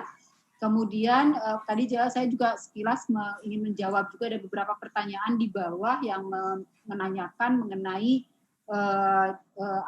dihilangkannya IUJK, tapi masih ada yang namanya SKK. Jadi SKK ini adalah nama generik dari SKA dan SKTK yang selama ini ada sertifikasi kompetensi ahli dan sertifikasi kompetensi tenaga terampil ya.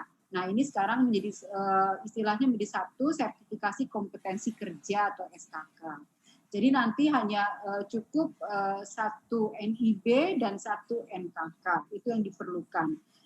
Jadi pada prinsipnya pemerintah ingin memberikan kemudahan di dalam perizinan berusaha. Jadi nanti kelengkapannya pun misalnya terkait dengan pemenuhan AMDAL, pemenuhan keselamatan kesehatan kerja.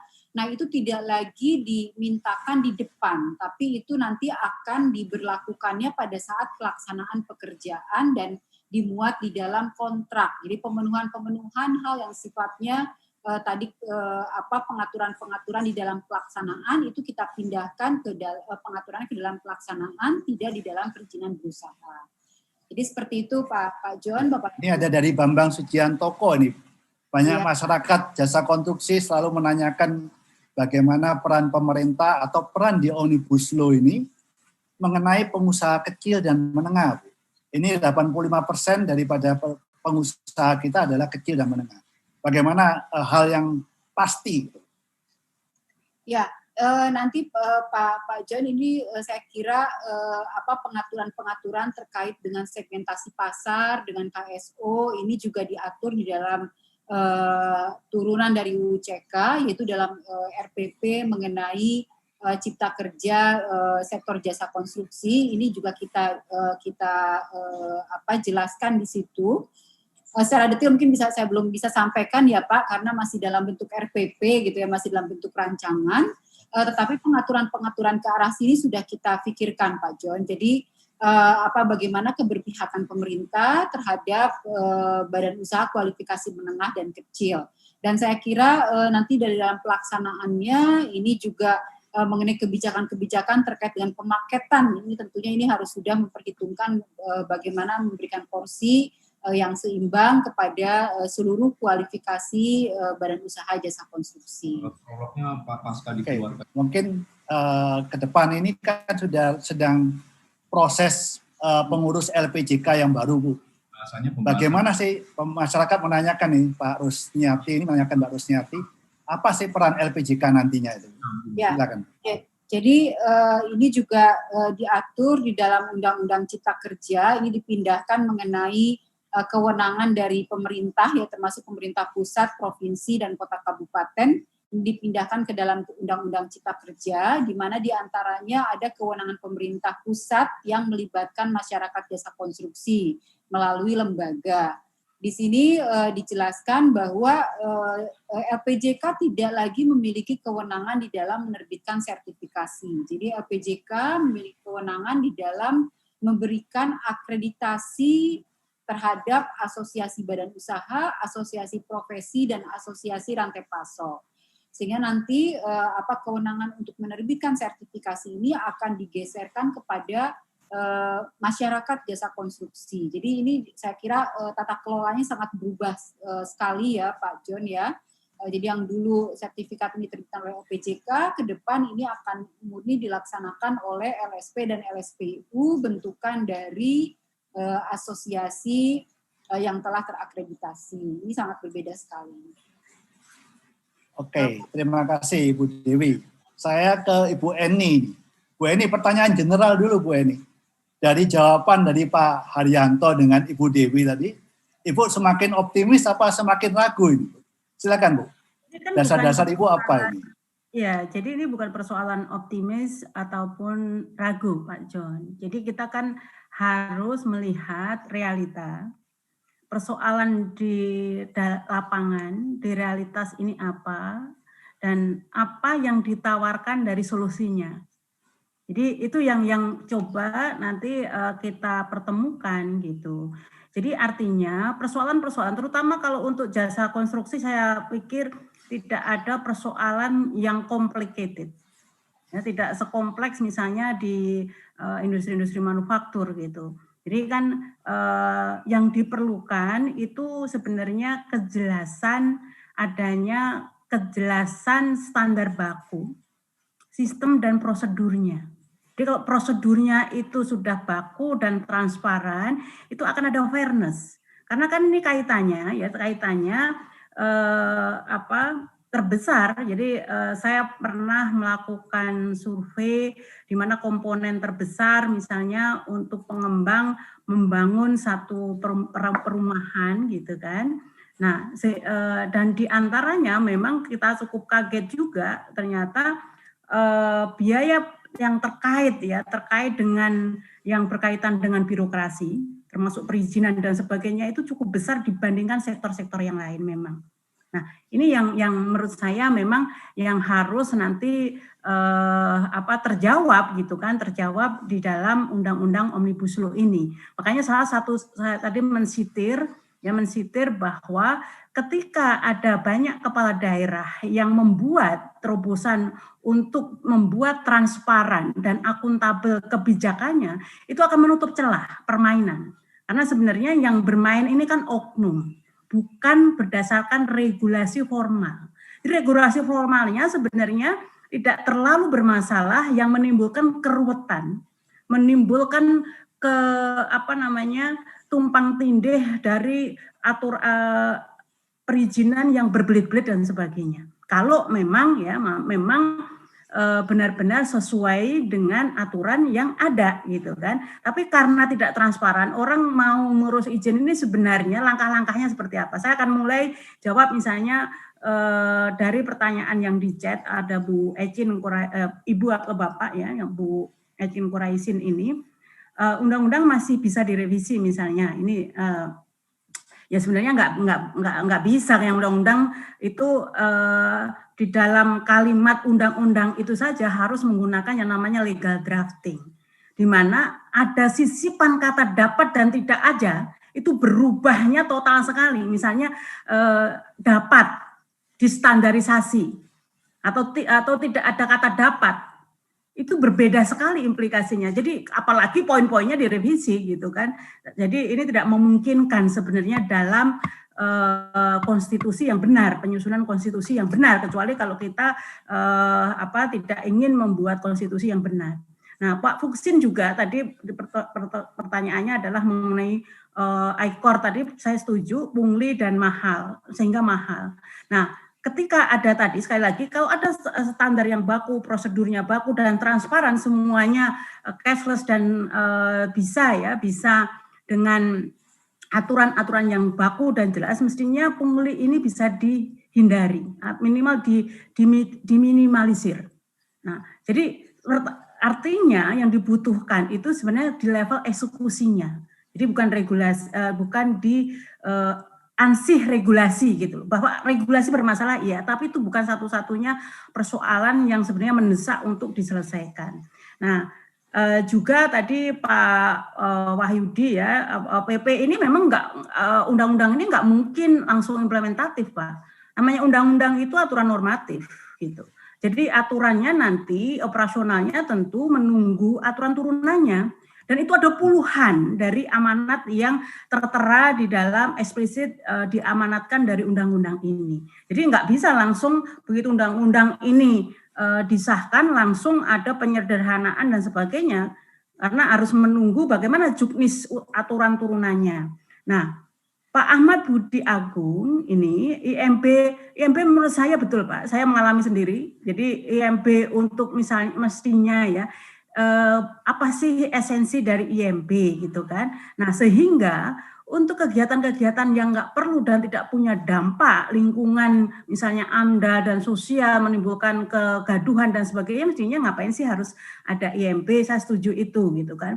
Nah, sertifikasi ini saya nggak tahu apakah terobosan di undang-undang yang baru yang tadi Bu Dewi sampaikan dengan sudah tidak di LPJK di masyarakat ini sudah menghilangkan konflik of interest. Itu pertanyaannya gitu, karena persoalan sertifikasi itu selalu itu. Jadi sertifikasi yang tujuannya mestinya memfasilitasi agar ada grading, agar ada standar kualitas, tetapi ini menjadi moral hazard untuk menjadi celah gitu kan, celah untuk kalau untuk PNBP penerimaan negara masih mending gitu kan, kalau penerimaan kantong masing-masing, nah ini yang juga menjadi persoalan gitu. Nah Pak Bambang, saya yakin kita sudah berada di era otonomi daerah, jadi walaupun memang kita melihat masing-masing daerah, saya tadi sampaikan, kita mengurus perizinan untuk 2 kabupaten yang berbeda, itu kadang sama halnya kita mengurus perizinan untuk 2 negara yang berbeda. Nah, memang itu menjadi persoalan, tetapi kalau kita tarik semuanya menjadi resentralisasi kembali, kita mundur.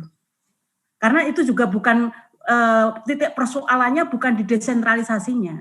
Nah, sehingga yang diperlukan sebenarnya bagaimana membangun sebuah sistem panduan yang benar-benar standar. Jadi sekali lagi OSS, PTSP ini kan sebenarnya menjadi satu instrumen. Tetapi yang sekarang ini masih kemarin belum mampu menjawab persoalan di lapangan karena OSS-nya ini masih sebatas satu, computerized. Hanya sebatas beralih dari pelayanan manual menjadi pelayanan komputerisasi ataupun online. Tetapi bagaimana sosialisasi? Misalnya saya mau mengurus IMB, sekarang bisa dengan PTSP. Tapi bagaimana masyarakat bisa ya melakukan perizinan dengan kemudahan PTSP itu nggak ada sosialisasinya. Juknis juklaknya juga membingungkan. Jadi saya ilustrasikan begini, saya berarti lebih baik dengan masyarakat yang lain, minimal kita yang sudah menikmati pendidikan tinggi saja masih benar-benar dibuat kebingungan, apalagi masyarakat awam gitu kan. Jadi penyederhanaan dengan sistem online, digitalisasi dan komputerisasi ini juga belum titik, masih ada komanya. Nah, apalagi kalau sistemnya juga belum terbangun dengan standar baku, maka ketika ada persoalan, ini malah membuat bingung masyarakat, karena mereka mau bertanya kepada siapa, komputernya nggak bisa ngomong, gitu kan. Nah, maka ada beberapa daerah tadi saya contohkan dengan membuka layanan pelaporan dan membuka kotak pengaduan dan sebagainya, itu menjadi salah satu solusi gitu. Jadi intinya menjawab terakhir tadi pertanyaan seluruhnya yang disampaikan Pak John, sebenarnya kita sangat berharap banyak dengan adanya Undang-Undang Cipta Kerja ini, termasuk untuk jasa konstruksi, karena jasa konstruksi ini termasuk salah satu sektor yang menyerap tenaga kerja cukup banyak, walaupun banyak yang informal atau outsourcing. Nah, ini yang juga tidak diadres sebenarnya, bagaimana tenaga outsourcing yang buru-buru bangunan dan sebagainya, ini standarnya bagaimana, mana yang boleh outsource, mana yang tidak, dan bagaimana sistem outsource-nya dan sebagainya, ini juga belum terjawab sebenarnya di Pak Danang. Nah, kedua adalah bahwa jasa konstruksi ini supaya mampu menjadi akselerator dari pembangunan, terutama bisa ini tadi UMKM juga ikut berperan, Bu Dewi ya.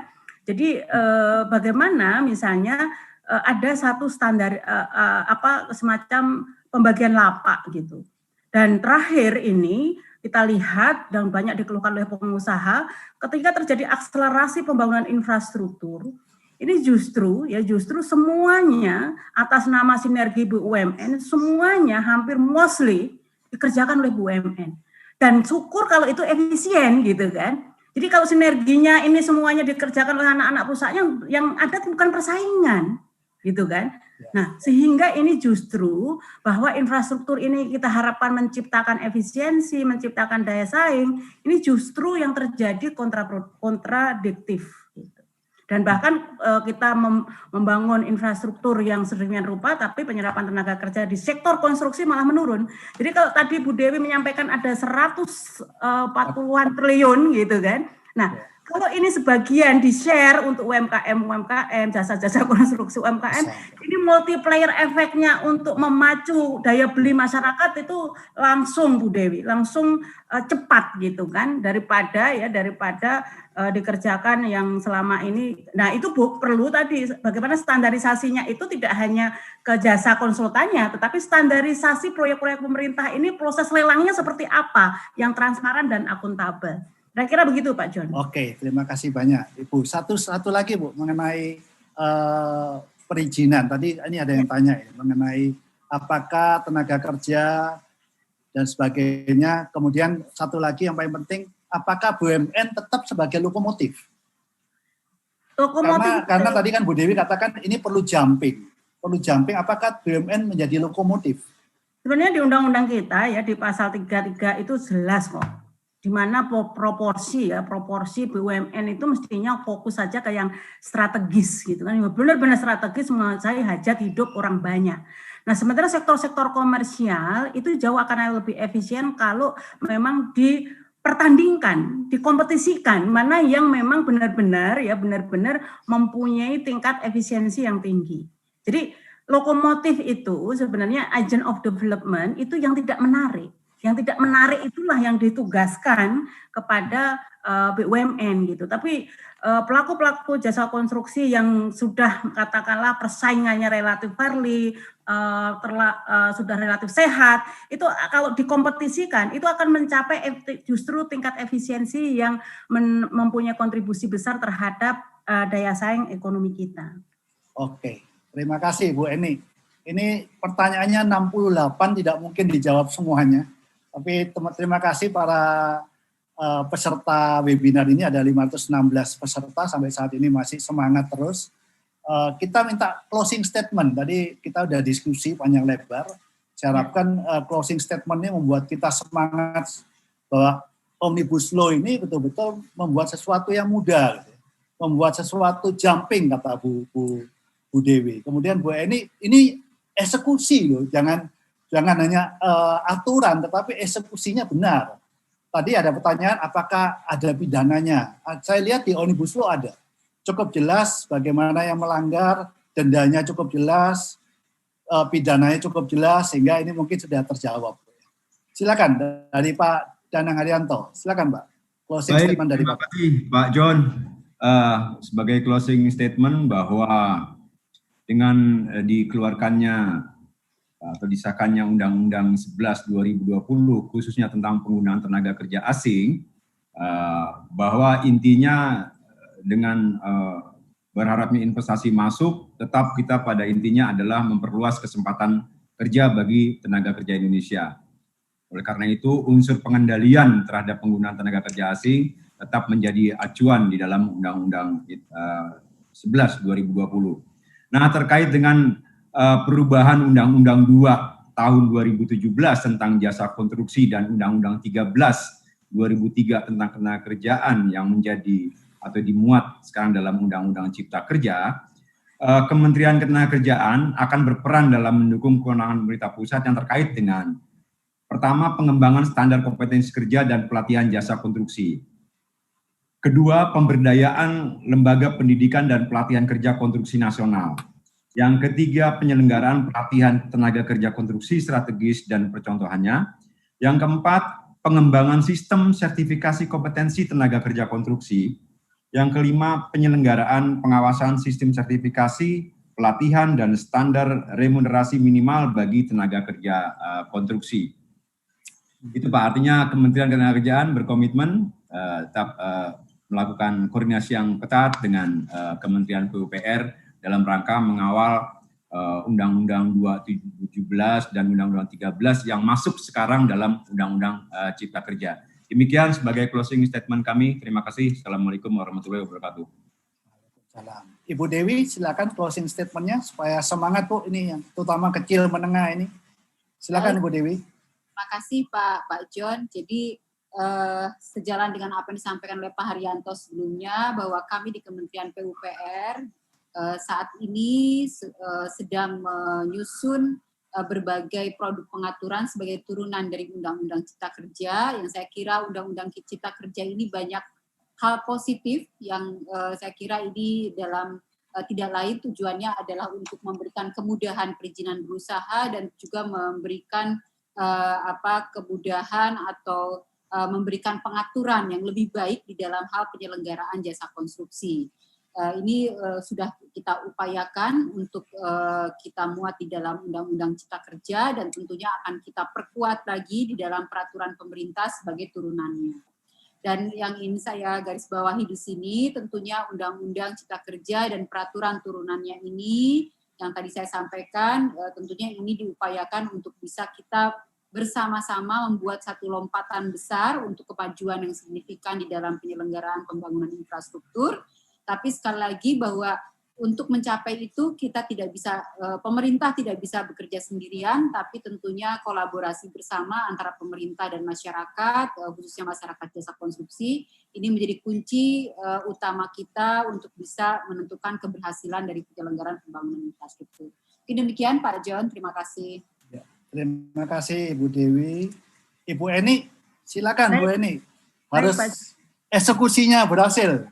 Ya, jadi harapan masyarakat untuk Undang-Undang Cipta Kerja ini luar biasa banyak. Terutama saya yakin para pelaku usaha termasuk di pelaku usaha jasa konstruksi gitu. Karena mimpi ini kan dibangun dari berbagai macam ini ya narasi yang selama ini dibangun pemerintah ini akan menyederhanakan dan sebagainya.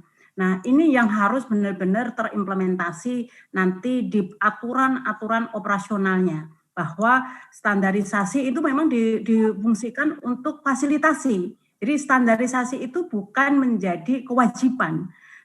Kalau mau dibalik justru standarisasi itu kewajiban pemerintah. Jadi kalau pelaku-pelaku di jasa di jasa konstruksi ini belum memenuhi standarisasi, bagaimana tadi terobosan dari Kementerian Tenaga Kerja untuk melakukan pelatihan dan sebagainya gitu, bukan malah untuk bisa lulus standarisasi mendapatkan sertifikasi dengan beban biaya yang sangat mahal gitu kan. Itu akan jauh lebih konkret dan benar-benar memberikan kemudahan. Nah, kedua yang konkret lagi adalah 149 triliun anggarannya PUPR, anggarannya Bu Dewi ini luar biasa.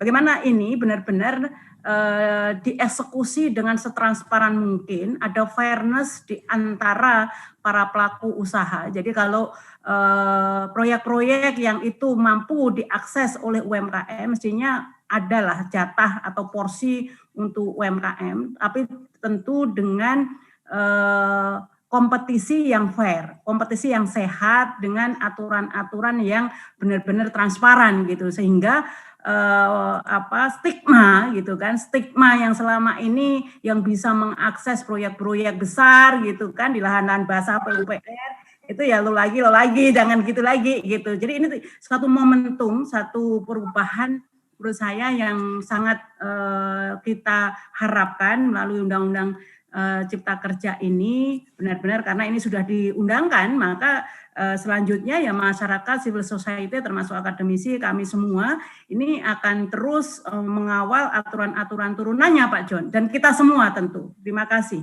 Terima kasih Bu Eni. Jadi kita lihat bahwa semangat daripada panelis menunjukkan bahwa semua bergerak bersama ya. Jadi kita tadi pengendalian TKA, adakan pelatihan-pelatihan, dan satu yang saya tunggu-tunggu loh Pak Danang Haryanto mengenai upah minimum tenaga konstruksi, karena ini PR yang belum dikeluarkan sampai sekarang. Jadi mandor, pekerja tukang batu, itu harusnya di atas UMR mungkin ya. Nah ini silakan dipikirkan dan dikeluarkan dengan benar-benar Pak. Kita tunggu. Kemudian Bu Dewi yakin bahwa kemudahan berusaha di industri jasa konstruksi makin diperjelas dan makin mudah, dan ini kita tunggu. Juga jumping, kita harus siap-siap untuk jumping. Saya rasa November, Desember ini sudah mulai proses tender, ini pohon semua jasa konstruksi bisa mengikuti. Tadi ada PR sedikit, LPJK sudah berubah. LPJK hanya meregistrasi. Proses sertifikasi sudah diserahkan kepada asosiasi perusahaan maupun asosiasi profesi masing-masing. Jadi sudah berubah. Kemudian dari Ibu Eni mengatakan bahwa harapannya betul-betul bisa dirasakan oleh masyarakat. Ini yang paling penting sebenarnya. Semua jargon mengatakan dipermudah, semua tidak dipersulit, semua peluang kerja terbuka lebar. Ini yang penting bagi masyarakat terjadi. Jadi bukan hanya jargon lagi, tetapi terjadi. Juga kepada UMKM, mungkin Bu Dewi langsung bisa statement, udah 25% untuk UMKM. 150 triliun kali 25% besar sekali. Mungkin sekitar 30 triliun itu. Nah ini luar biasa, langsung nyata gitu ya. Bahwa di Undang-Undang Cipta Kerja ditunjukkan jelas sekali bahwa sana UMKM koperasi menjadi perhatian khusus. Nah sehingga langsung aja di statement mungkin PU harus memilah-milah proyek langsung hasilnya memang 25% untuk UMKM. Sehingga betul-betul masyarakat UMKM kita menjadi kuat dan menjadi trigger daripada pembangunan nasional. Mungkin itu statement yang terakhir yang bisa saya sampaikan. Terima kasih kepada para panelis yang luar biasa, Pak Danang Haryanto dari Tenaga Kerja, Ibu Dewi Comistiati dari Kementerian PUPera, Bu Eni Siartati dari Indef. Saya mohon maaf bila dalam penyampaian sebagai moderator ada kekurangan, mohon dimaafkan. Saya kembalikan ke MC. Terima kasih. Selamat sore. Wassalamualaikum warahmatullahi wabarakatuh. Salam sejahtera untuk kita semua. Warahmatullahi wabarakatuh. Silakan Ibu Yuliani.